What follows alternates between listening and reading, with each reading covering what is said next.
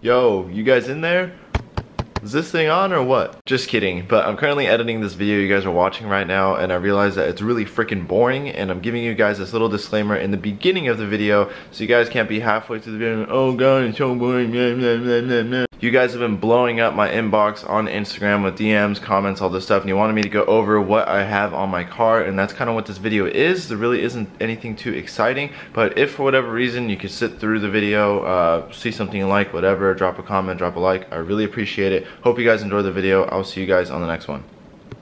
What's up, dudes? Welcome back to another video. Today, well, right now, little man and I are gonna roll over and get some food, and then I'm gonna come back home, we're gonna eat. But besides that, I'm sure you guys really could care less about that. One of the things that I wish I had filmed this morning is the first cold start on E85. I completely forgot this morning, like I really wasn't thinking about it, but that E85 is, it's colder on startup, well, actually all around. And when I started it up, it kind of was like a long start, like cranked for a while. And I've never heard really like a car start up on E85, and never really paid attention to the idle, but it almost sounds cammed for like the first 30 seconds to like a minute. This is also gonna be little man's first time in the car, even though it's not gonna be that exciting because we're just driving down the street to get Chipotle. But I don't know if you'll notice any differences.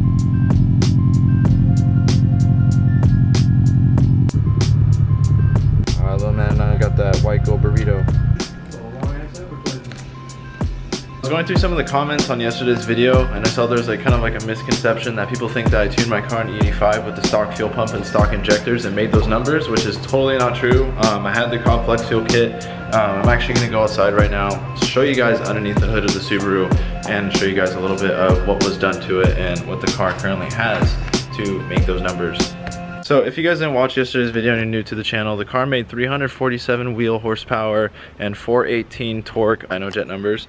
Paul too said that there was a lot left in the car, so what that means is that he could have pushed the car harder and made it make more horsepower, but he backed off and made it more reliable because reliability is his thing. Basically what most tuners do is they will push the car to its limits and then back off and make it make the tune reliable and see what the car is capable of, but then back off and make it more reliable. So anyway, let me show you guys what we have going on under here and what was done. So first off, we got some wrinkle red pieces. We have the I almost said KEM. AEM cold air intake. Obviously you guys can see that it runs alongside the fender well. What that is good for is that Paul said the Cobb intake is really bad because if you guys look here, the MAF, which this is the mass airflow sensor, it's outside the intake or not on the air filter.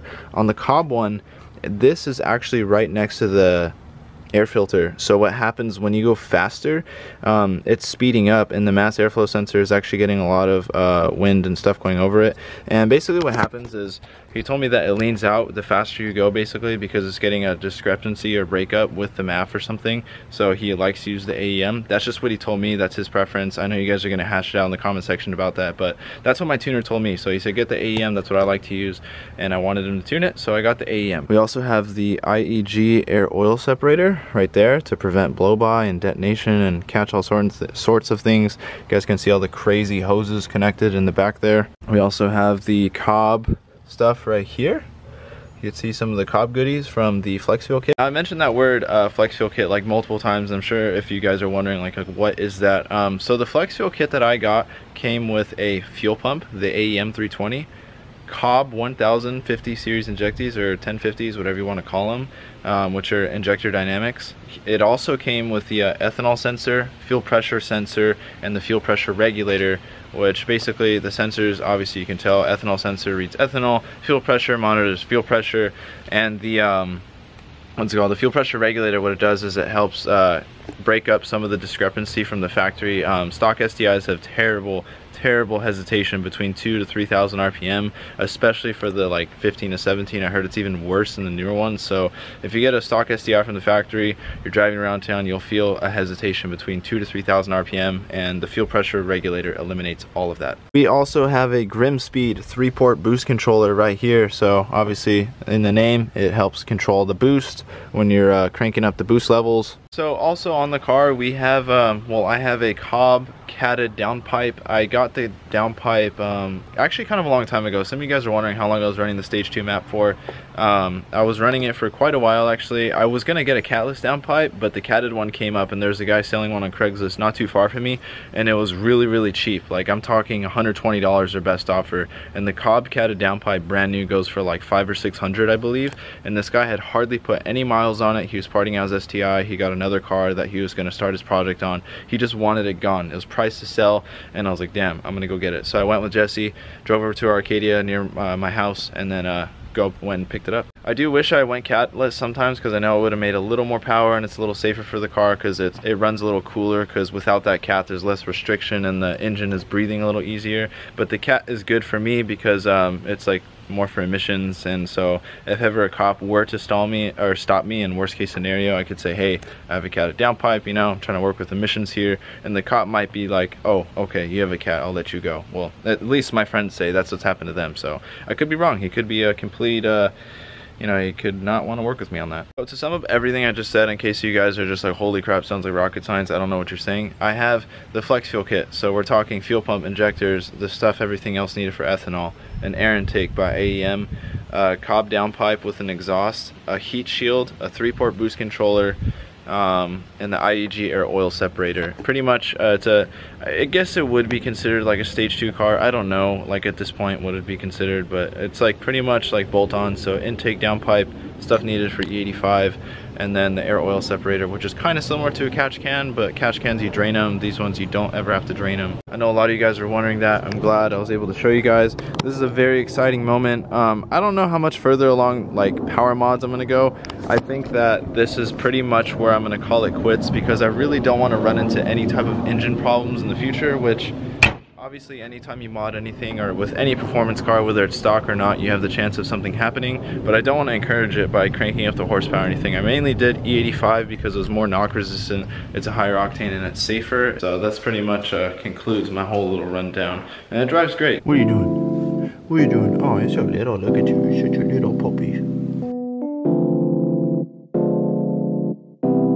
You got blueberries, strawberries, kale, banana, and orange juice.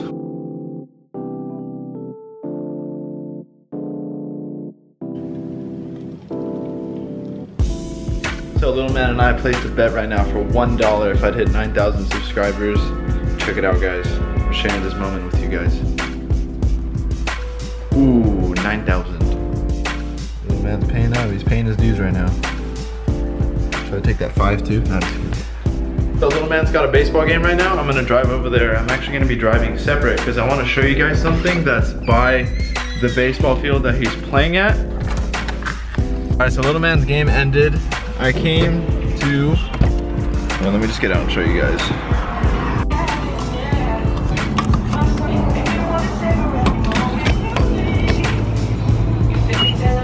I can't believe this is going down right now. The first fill up on E85. I'm so stoked right now. You guys have no idea. I hope that this is like a huge milestone for you and us, for not only the build of the car, but just everything to come in the future for this channel. I've waited so long for the day to finally see that 8 gallons of fuel is less than 20 bucks.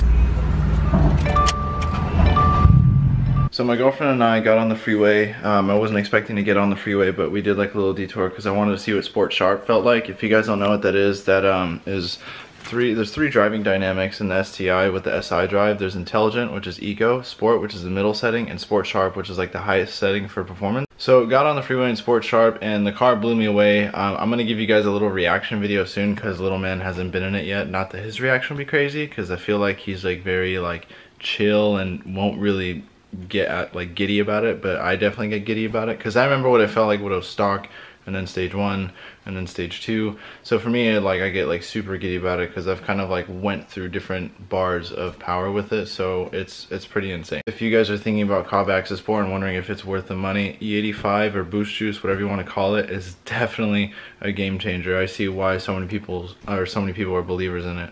Unfortunately, guys, this is from the end of today's video. Thank you guys so much for coming with me. Hope you guys enjoyed it. I will get you guys a few reaction videos soon. My buddy Chris wants to get a ride in it soon. I don't know how soon that's gonna happen. And then also with Little Man, I will get you guys a reaction video as well. So as always, smash the like button for more car content. Hit subscribe. I'm gonna post my Instagram if you guys ever want to get in touch with me and I don't know, just talk or something. And I will see you guys in the next video.